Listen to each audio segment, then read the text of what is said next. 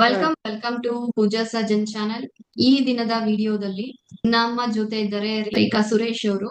ಅವರು ಅವರ ಒಂದು ಹೀಲಿಂಗ್ ಟ್ರಾನ್ಸ್ಫಾರ್ಮೇಶನಲ್ ಜರ್ನಿಯನ್ನ ನಮ್ಮ ಜೊತೆ ಶೇರ್ ಮಾಡ್ಕೊಳ್ತಾರೆ. ಸೊ ಬನ್ನಿ, ಇವತ್ತಿನ ಒಂದು ಥಿಂಗ್ಸ್, ಅವರ ಲೈಫ್ ಅಲ್ಲಿ ಏನೆಲ್ಲ ಚೇಂಜಸ್ ಆಯ್ತು, ಹೀಲಿಂಗ್ ಇಂದ ಅವ್ರಿಗೆ ಏನೆಲ್ಲ ಬೆನಿಫಿಟ್ಸ್ ಆಯ್ತು, ಅಂಡ್ ಎಸ್ಪೆಷಲಿ ಯಾರೆಲ್ಲ ರೇಖಿ ಕಲ್ತು ಪ್ರಾಕ್ಟೀಸ್ ಮಾಡದೆ ವೆಯ್ಟ್ ಮಾಡ್ತಾ ಇದ್ದೀರಾ ಅಥವಾ ರೇಖಿ ಕಲೀಲಾ ಬೇಡ್ವಾ ಅಂತ ಅನ್ಕೊಂಡು ಥಿಂಕ್ ಮಾಡ್ತಾ ಇದ್ದೀರಾ, ಅವರೆಲ್ಲರಿಗೂ ರೇಖಾ ಅವರ ಒಂದು ಲೈಫ್ ಟ್ರಾನ್ಸ್ಫಾರ್ಮೇಶನ್ ಎಕ್ಸಾಂಪಲ್ ಆಗತ್ತೆ. ನಿಮ್ಗೊಂದು ಗೈಡೆನ್ಸ್ ಖಂಡಿತವಾಗಿ ಸಿಗತ್ತೆ. ಸೊ ಬನ್ನಿ, ಇವತ್ತು ರೇಖಾ ಅವ್ರ ಜೊತೆ ಅವರ ಒಂದು ಲೈಫ್ ಯಾವ ರೀತಿಯಲ್ಲಿ ಟ್ರಾನ್ಸ್ಫಾರ್ಮ್ ಆಯ್ತು ಇದೆಲ್ಲದರ ಬಗ್ಗೆ ಡೀಟೈಲ್ ಆಗಿ ಮಾತಾಡ್ತಾ ಹೋಗೋಣ. ನಾನು ಒಂದು ಹೊನ್ನಾಳಿ ಹತ್ರ ಹಳ್ಳಿಯಲ್ಲಿ ಹುಟ್ಟಿದ್ದು. ಈಗ 3 ಮಕ್ಳಿದ್ರೆ, ಗಂಡ ಹೆಂಡತಿ ಮಕ್ಳು ಮನೇಲಿ ಇದೀನಿ. ಮನೇಲೆ ಇದ್ದಾಗ ಒಮ್ಮೆ ಹಿಂಗೆ ಆನ್ಲೈನ್ ಅಲ್ಲಿ ನೋಡಿ ಈ ರೇಖಿಗ್ ನಾನ್ ಜಾಯಿನ್ ಆಗಿದ್ದು.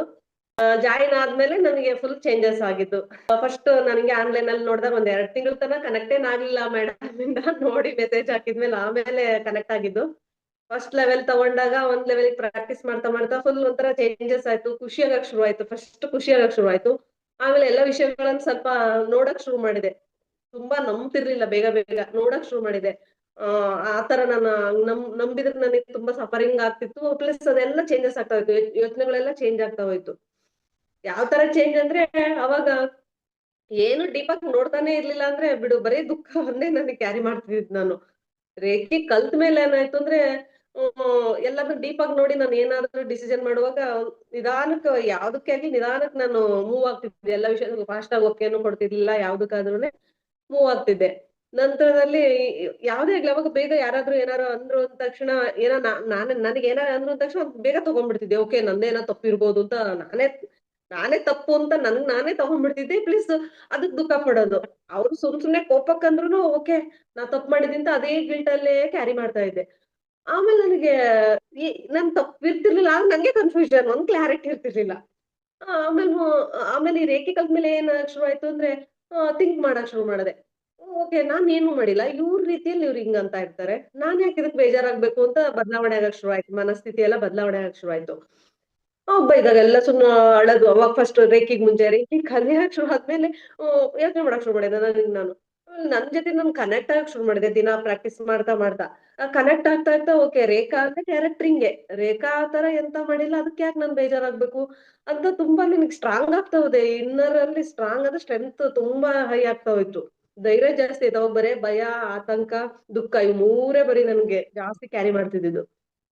ಭಯ ಯಾಕೆ ಪಡ್ಬೇಕು, ನಾನೇನು ತಪ್ಪು ಮಾಡಿಲ್ಲ, ನಾನ್ ಸರಿಯಾಗೆ ಮಾಡ್ತಾ ಇದೀನಿ, ಅವ್ರ ರೀತಿಯೆಲ್ಲ ತಪ್ಪಾಗಿ ಕಾಣ್ತಿರ್ಬೋದು ಅಂತ ನಾನ್ ತುಂಬಾ ವಿಶ್ಲೇಷಣೆ ಮಾಡಕ್ ಶುರು ಮಾಡಿದೆ. ಹಂಗ್ ಶುರು ಮಾಡ್ತಾ ಮಾಡ್ತಾ ಫುಲ್ ಚೇಂಜಸ್ ಆಗೋಯ್ತು. ಖುಷಿನೂ ಜಾಸ್ತಿ ಆಯ್ತು. ಆಮೇಲೆ ನನ್ ಸೆಲ್ಫ್ ಕೇರ್ ಅಂತೂ ನನ್ಗೆ ಇರ್ಲೇ ಇಲ್ಲ. ಫ್ಯಾಮಿಲಿಗೆಲ್ಲ ಚೆನ್ನಾಗ್ ನೋಡ್ಕೊಂತಾ ಇದ್ದೆ, ನನ್ ಬಗ್ಗೆ ನನ್ ಕೇರೇ ಇರ್ಲಿಲ್ಲ. ಈಗ ಜಾಯ್ನ್ ಆದ್ಮೇಲೆ ನನ್ನಲ್ಲಿ ಸ್ವಲ್ಪ ಸ್ವಲ್ಪ ಚೇಂಜಸ್ ಆಗ್ತಾ ಆಗ್ತಾ ಇವಾಗ ಇಷ್ಟ್ ಮಾತಾಡೋ ಲೆವೆಲ್ಗೆ ನಿಂತಿದೀನಿ. ಇಷ್ಟ್ ಮಾತು ಆಡ್ತಿರ್ಲಿಲ್ಲ, ಇಷ್ಟ್ ಧೈರ್ಯನೂ ಇರ್ಲಿಲ್ಲ ನಂಗೆ. ಇದನ್ನೆಲ್ಲ ಕೊಟ್ಟಿದ್ದು ರೇಖಿಂತೀನಿ, ಮತ್ತೆ ಪೂಜಾ ಮೇಡಮ್ಗೂ ಥ್ಯಾಂಕ್ಸ್ ಹೇಳ್ತೀನಿ ನಾನು. ಗ್ರೇಟ್ ಗ್ರೇಟ್ ರೇಖಾ ಅವರೇ. ಸೊ ಹ, ರೇಖಾ ಅವರೇ, ಇಲ್ಲಿ ಹ, ಒಂದು ಥಿಂಗ್, ಹ. ಈ ಒಂದು ರೇಖಿ ಇದಕ್ಕೆ ಬರೋದಿಕ್ಕೂ ಮುಂಚೆ ಯಾವ್ದಾದ್ರು ಬೇರೆ ಮೊಡಾಲಿಟೀಸ್ ಅನ್ನ ನೀವು ಟ್ರೈ ಮಾಡಿದ್ರಾ? ಪೂಜೆ ಮಾಡ್ತಿದ್ದೆ.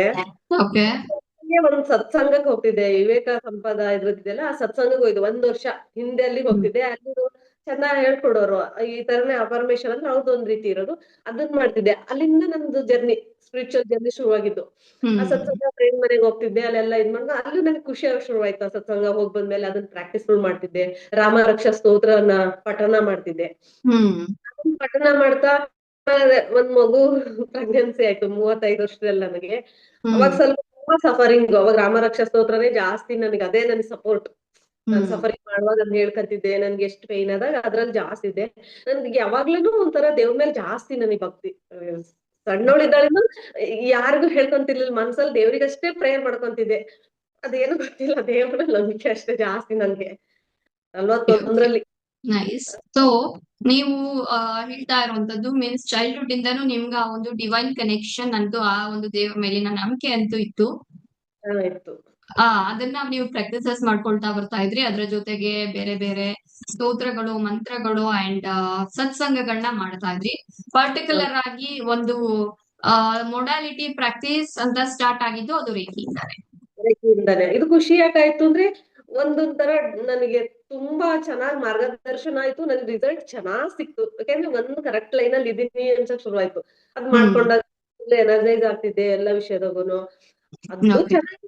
ಆದ್ರೆ ಅದೊಂದ್ ಲೆವೆಲ್ ಜಾಸ್ತಿ ಅಂತೀನಿ ನಾನು. ಅಲ್ಲಿ ನಾನು ಚಾಂಟಿಂಗ್ ಮಾಡ್ತಿದ್ದೆ, ಒಂದ್ ಬುಕ್ ಹಿಡ್ಕೊಂಡ್ ಬರೀತಿದ್ದೆ ದೇವ್ರನಾಮಗಳನ್ನ ನಾನು. ನನಗದ್ ಹ್ಮ್ ಅಭ್ಯಾಸ ಅವಾಗ್ಲಿಂದಾನೇ ಐತಿ. ನನ್ ಸ್ಪಿರಿಚುವಲ್ ಈ ಸತ್ಸಂಗ್ ಹೋಗಕ್ ಮುಂಚೆಯಿಂದಲೂ ನಾನು ಒಂದ್ ಬುಕ್ ಅಲ್ಲಿ ಓಂ ನಮಃ ಶಿವಾಯ ಈ ತರ ಶ್ರೀರಾಮ್ ಜಯರಾಮ್ ಅವೆಲ್ಲ ಬರಿತಾ ಇದ್ದೆ. ಹ್ಮ್ ಅದ್ರ ಒಟ್ಟಿಗೆ ಈ ಸತ್ಸಂಗ ಆದ್ಮೇಲೆ ರೇಖಿಗ್ ಜಾಯ್ನ್ ಆದ್ಮೇಲೆ ನಾನು ಆಲ್ಮೋಸ್ಟ್ ಜಾಸ್ತಿ ಕಲ್ತಿದೀನಿ. ಆದ್ರೆ ರೇಖಿ ನನಗೆ ತುಂಬಾ ಇಷ್ಟ. ತುಂಬಾ ನನಗೆ ಕ್ಲೀನ್ ಮಾಡಿರೋದ್ ರೇಖಿ ನನ್ನ ಎನರ್ಜಿ ಕ್ಲೀನ್ ಆಗಿರೋದ್ ರೇಖಿಯಿಂದ. Thank you so much Rekha. Thank you so much.